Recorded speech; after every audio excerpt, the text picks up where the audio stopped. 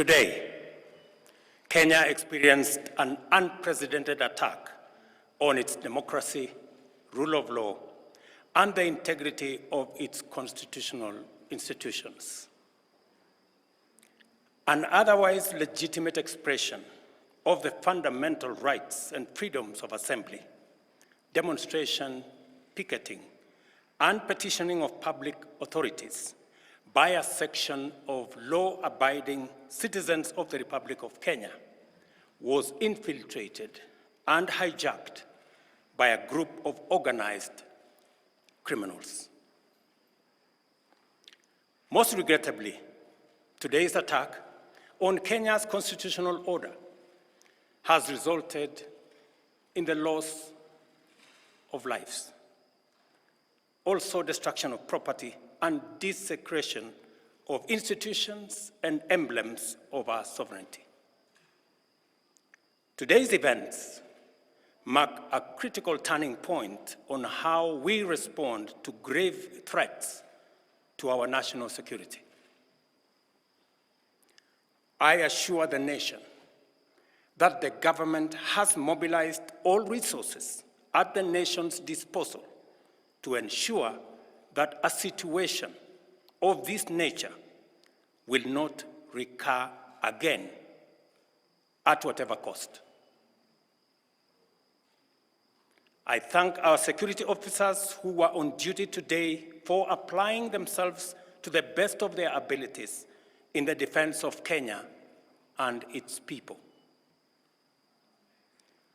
Accordingly, I have directed all the organs of our national security to deploy measures to thwart any attempt by dangerous criminals to undermine the security and stability of our country. As the people of Kenya go to bed tonight, I give you my assurance that your security, that of your families and property, remains my utmost priority. To the young people of Kenya, who I must thank for helping our country organize our democratic discourse around issues, I thank you and assure you that the conversation you have begun around pertinent issues of our nation will continue to inform our policy and governance decisions. As I promised on Sunday, this conversation will not be in vain.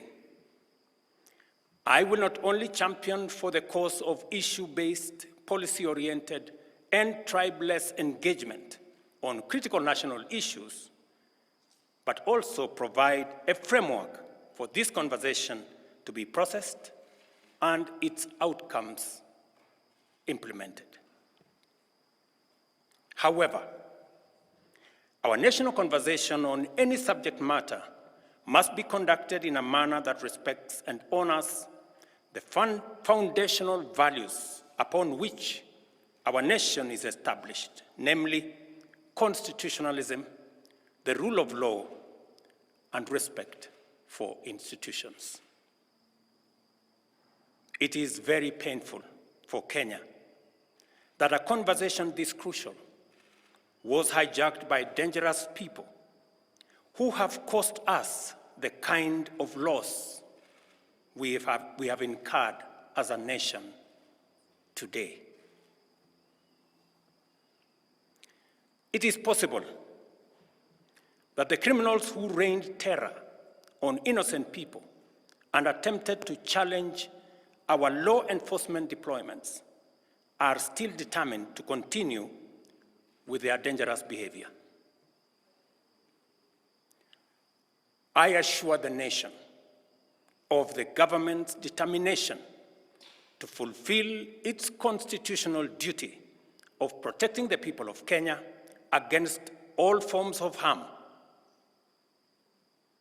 I hereby put on notice the planners, financiers, orchestrators, and abettors of violence and anarchy that the security infrastructure established to protect our republic and its sovereignty will be deployed to secure the country and restore normalcy.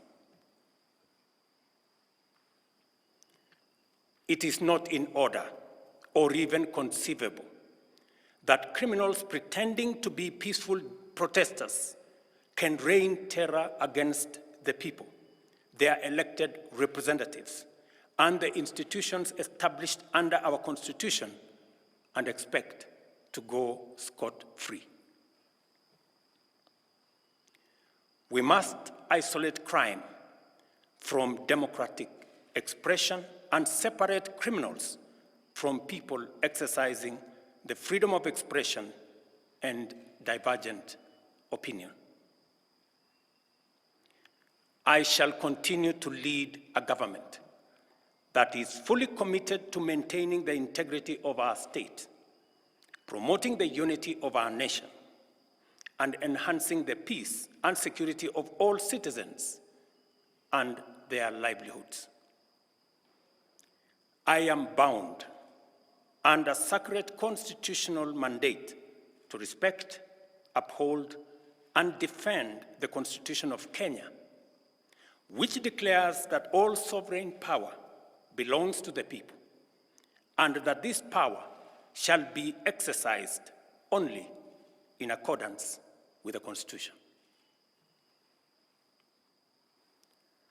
The government will therefore uphold its constitutional mandate to secure our nation and its development, and shall treat every threat to national security and the integrity of our state as an existential danger to our republic. Accordingly, I assure Kenyans that we shall provide a full, effective, and expeditious response to today's treasonous events. Thank you.